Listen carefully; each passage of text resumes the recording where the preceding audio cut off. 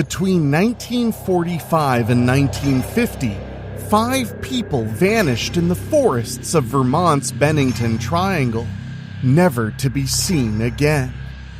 Was this a coincidence, a curse, or something even more sinister? We're telling one of America's strangest legends here tonight. What you are about to hear is believed to be real, based on witness accounts, testimonies, and public record. This is terrifying and true.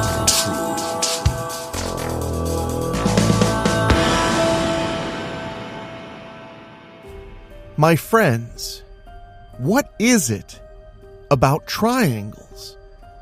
Whether we're talking about the pyramids of Egypt or the pyramids of Central America, there seems to be something going on, with 3 sides being involved. Of course, there's also the old saying that death comes in 3s. We all know about the Bermuda Triangle, and we've delved deeply into the Alaskan Triangle. But it turns out there's more terror, with 3 sides to still be discovered, out in the wilderness of the northeast part of the United States.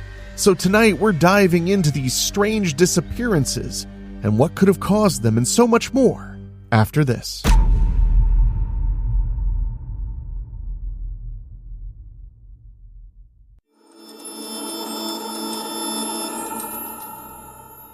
Deep in the forests of southwestern Vermont lies a region shrouded in mystery and fear. Known as the Bennington Triangle, this stretch of land surrounding Glastonbury Mountain has been the site of multiple unexplained disappearances, baffling investigators and terrifying locals. Between 1945 and 1950, 5 people have vanished without a trace, leaving behind only speculation and unanswered questions. The mystery began in 1945 when 74-year-old Mitty Rivers disappeared while leading a hunting party through the wilderness. A year later, 18-year-old college student Paula Weldon set off on a hike along the long trail and was never seen again. Then, in 1949, a war veteran named James Tedford boarded a bus to Bennington. Yet, when the bus reached its final destination, he was gone.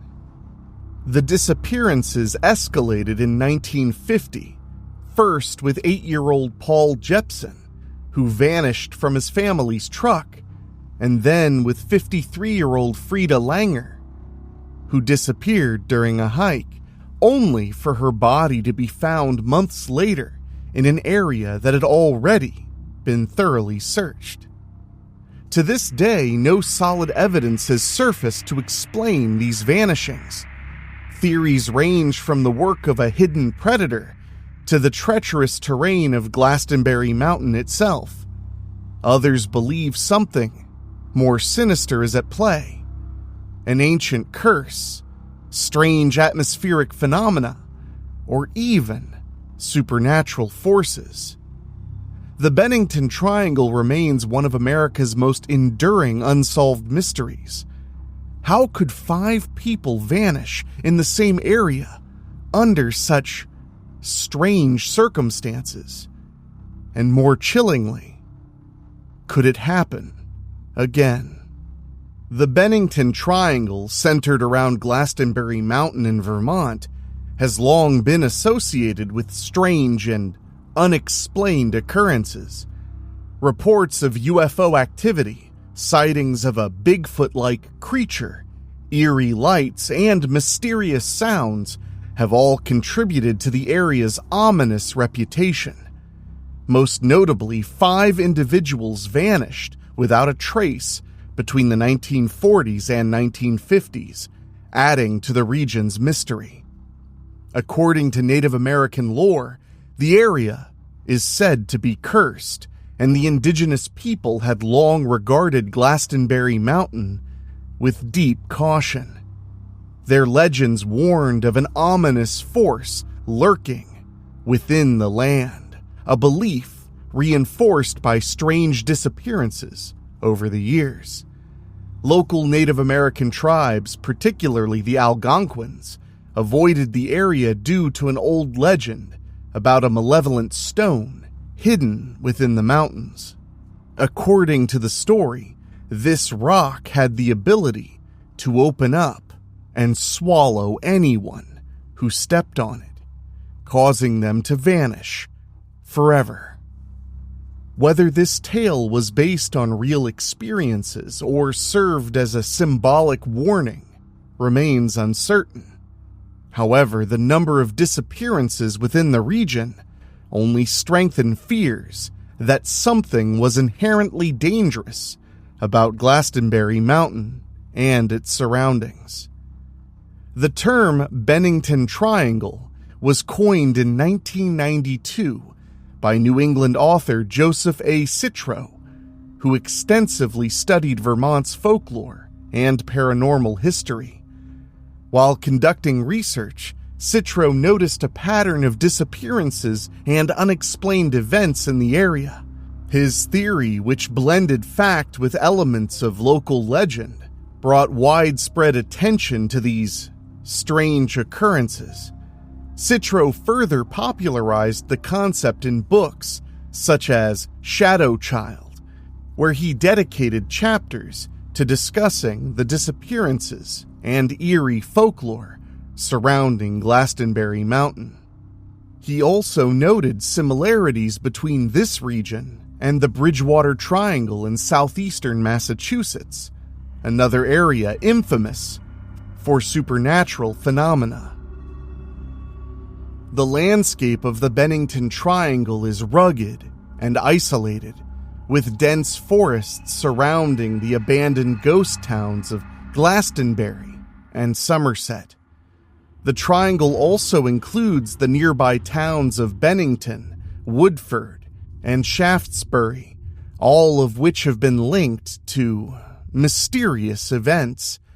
Among the many strange stories associated with the area is the legend of the Bennington Monster, a Bigfoot-like creature that has allegedly been sighted for over 2 centuries. One of the earliest known encounters occurred in the early 1800s when a stagecoach was traveling along a washed-out road. The driver first noticed enormous footprints in the mud, far too large to be human. Moments later, a massive creature emerged from the forest, overturning the stagecoach before disappearing into the darkness. Witnesses later described it as a towering, hairy beast with glowing eyes.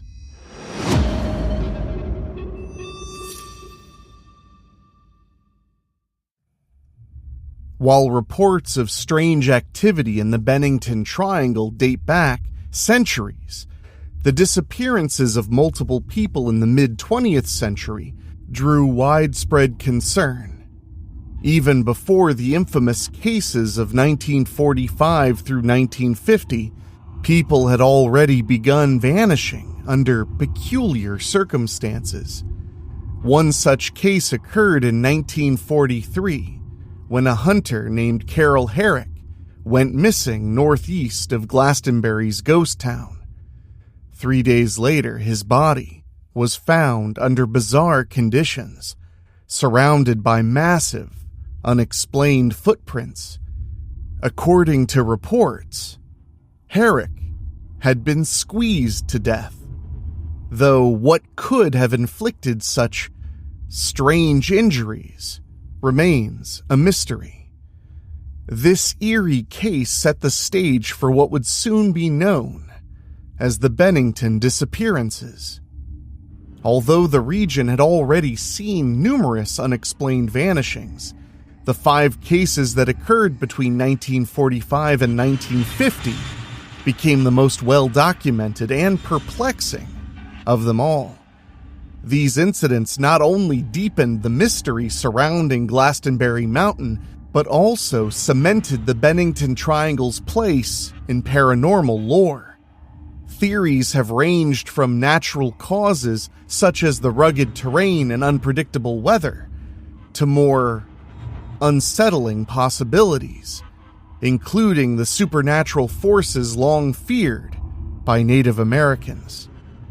Whatever the explanation may be, the Bennington Triangle remains one of the most mysterious regions in the United States, continuing to fascinate and terrify those who dare to explore its shadowy depths. The first disappearance linked to the Bennington Triangle occurred on November 12, 1945, when 74-year-old Mitty Rivers vanished without a trace. Rivers, an experienced hunting guide, was familiar with the wilderness surrounding Bickford Hollow, an area located about 4 miles west of Bennington and north of Vermont Route 9, near Woodford. On that fateful day, he was on a hunting trip along the Long Trail with his son-in-law. At some point, the two men separated, expecting to reunite shortly after. Rivers was last seen around 4 p.m. on November 9th by a friend, walking in the opposite direction of their camp. Given his extensive knowledge of the terrain, few could have predicted that he would be the first of several people to disappear in the region under mysterious circumstances. When Rivers failed to return that evening, concern quickly grew. A search effort was launched, mobilizing around 300 local volunteers, alongside U.S. Army soldiers dispatched from Fort Devens in Massachusetts. The searchers combed the dense wilderness for 8 days, hoping to find any trace of the missing man. Despite their efforts, the only clue they uncovered was a single rifle cartridge, which matched the type of ammunition Rivers had carried. Strangely, there were no signs of an animal attack, a struggle, or even a trail that could suggest where he might have gone. As the search dragged on without results, locals remained hopeful, believing that the seasoned outdoorsman would eventually find his way back to town. Days turned into weeks, and yet there was still no sign of Rivers. Given his survival skills, many found it difficult to accept that he had simply succumbed to the elements. His disappearance baffled even the most experienced searchers, as he had been in an area he knew well and should have been able to navigate back safely.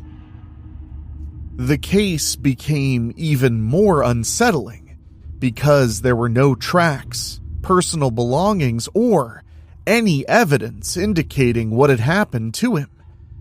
It was as if he had just vanished into thin air, reinforcing fears that something unusual was at play in the Bennington Triangle.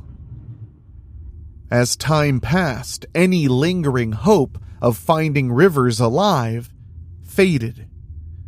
Authorities eventually had to call off the official search, though questions remained about how such an experienced outdoorsman could disappear without a single solid clue.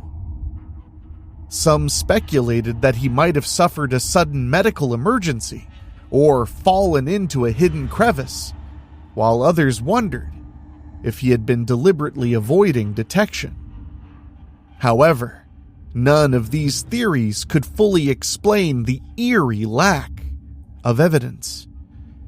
In the following months, stories about the region's history of strange occurrences only fueled speculation that something far more mysterious had been at work. Several months after Rivers disappeared, a hiker made an unsettling discovery. along a trail south of where he had last been seen, the hiker came across a handkerchief believed to belong to Rivers. This was the only other piece of evidence ever found in connection to his disappearance. However, the handkerchief provided no new answers. It didn't explain what had happened to him, nor did it offer clues about where he might have gone. Paula Jean Weldon, an 18-year-old sophomore at Bennington College, became the second known disappearance in the Bennington Triangle on December 1st, 1946. Nearly a year after Mitty Rivers had vanished, Weldon set out for a hike on the Long Trail, a popular path that passed through Vermont's rugged wilderness. That afternoon, she left campus on foot, walking and hitchhiking roughly 6 miles to the trailhead near Harbor Road along Route 9. A local man who later came forward as one of the last people to see her picked her up and dropped her off about 2 miles west of the Long Trail. Several other witnesses claimed to have seen her walking in the area, including a Bennington Banner employee who provided her with directions. However, despite multiple sightings that day, Weldon never returned, and no trace of her was ever found. At the time of her disappearance, Weldon was dressed in a red jacket, jeans, and lightweight sneakers, clothing entirely unsuitable for Vermont's frigid December weather. She carried no extra supplies, camping gear, or warm layers, suggesting she had not planned to be out for long. When she failed to attend class the following morning, concerns grew, and an extensive search operation was launched. Authorities, along with volunteers, combed the Long Trail and its surrounding areas, but found no footprints, clothing, or any signs of a struggle. A $5,000 reward was offered for any information leading to her whereabouts, and even the FBI was brought in to assist. Despite these efforts, her case went cold, deepening the mystery surrounding the region. Weldon's sudden disappearance captured national attention and led to speculation about what might have happened to her. Some suspected foul play, while others theorized that she may have gotten lost or succumbed to the elements. Over time, her case became one of Vermont's most infamous missing person stories, and even served as the inspiration for Shirley Jackson's 1951 novel, Hangs a Man.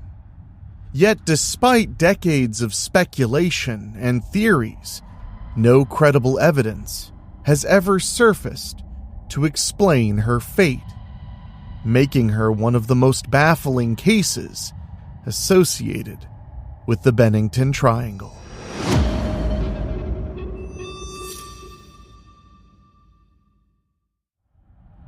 Three years later, on December 1st, 1949, the exact anniversary of Paula Weldon's disappearance, another unsettling case emerged.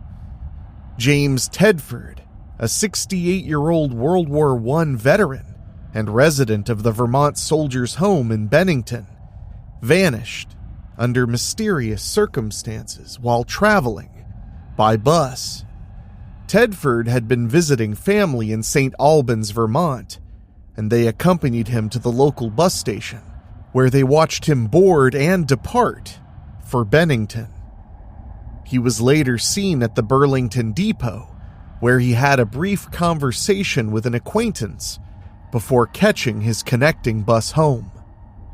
The bus driver later told authorities that a man resembling Tedford may have disembarked in the village of Brandon, about 70 miles north of Bennington. That same night, Brandon police received reports of a man matching Tedford's description, behaving oddly in the downtown area. However, what makes Tedford's disappearance particularly eerie is the widely circulated claim that he seemingly vanished while still on the bus.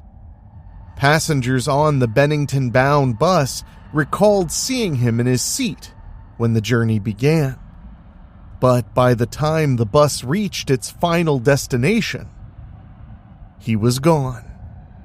Yet his luggage remained on board. This led to the bizarre notion that he had somehow dematerialized mid-journey.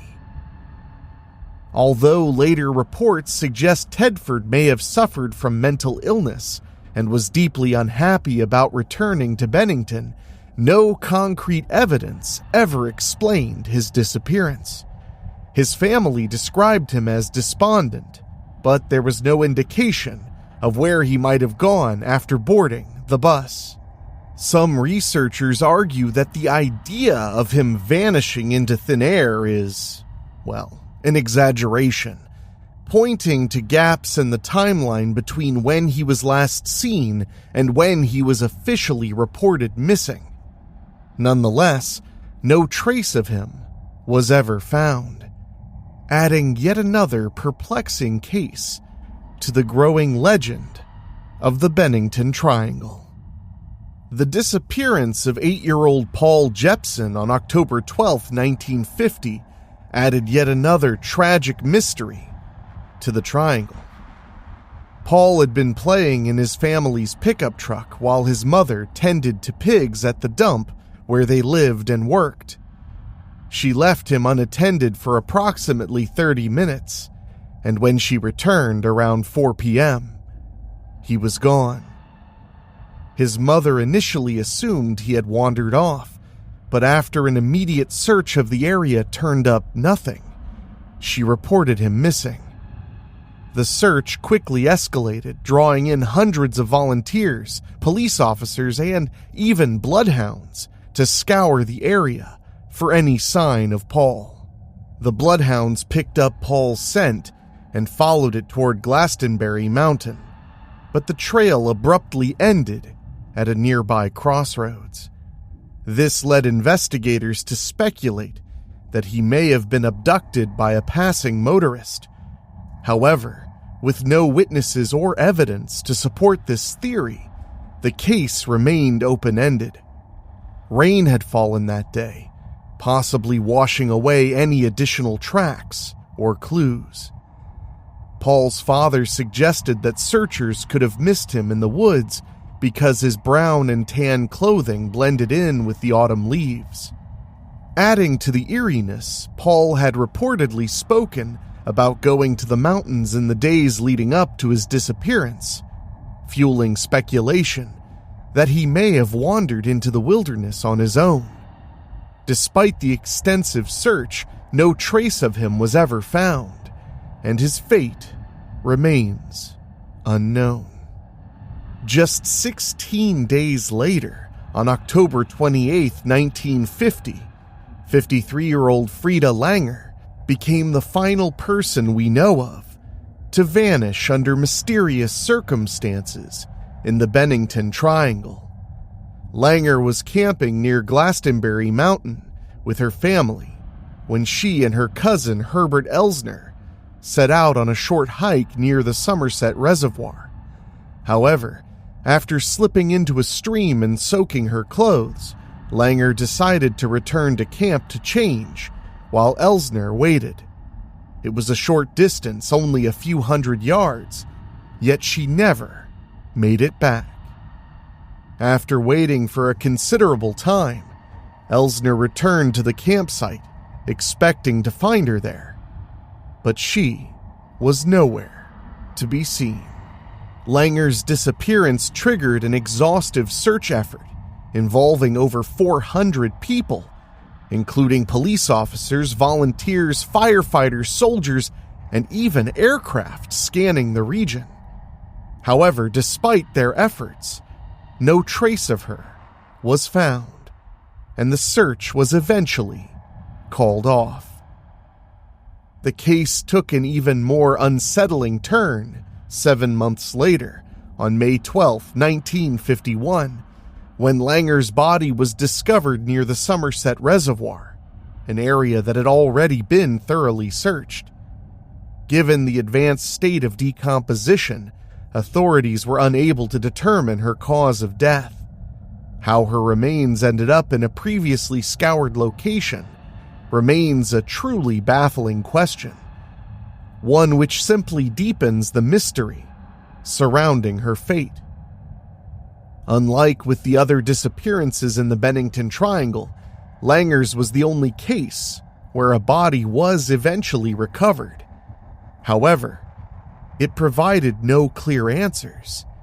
The absence of definitive evidence, such as signs of an attack, an accident, or exposure, left investigators with little to go on. Speculation ran wild, with some theorizing that she had been abducted and later returned to the site, while others believed she had somehow remained undiscovered in the wilderness for months before her body was found. The lack of clarity only intensified the eerie reputation of the region. Although no concrete links have been found between the disappearances, the pattern of missing persons in the same geographic area over a short span of time led to several theories. Some have speculated that a serial killer may have been active in the area, though no evidence ever emerged to support this claim. Others believe that the region is cursed, referencing Native American legends that speak of supernatural forces tied to Glastonbury Mountain. Paranormal enthusiasts have suggested that the area acts as a window into the unknown, with people vanishing due to unexplained phenomena. During the investigation into Paul Jepson's disappearance in 1950, journalists in the Bennington region began drawing connections between his case and the 3 previous vanishings. The eerie similarities, individuals disappearing without a trace, the proximity to Glastonbury Mountain, and the complete lack of evidence, led to growing speculation that something strange was occurring in the area. As the cases gained more attention, the media fueled public intrigue, with many questioning whether these incidents were mere coincidences or part of a larger, more sinister pattern.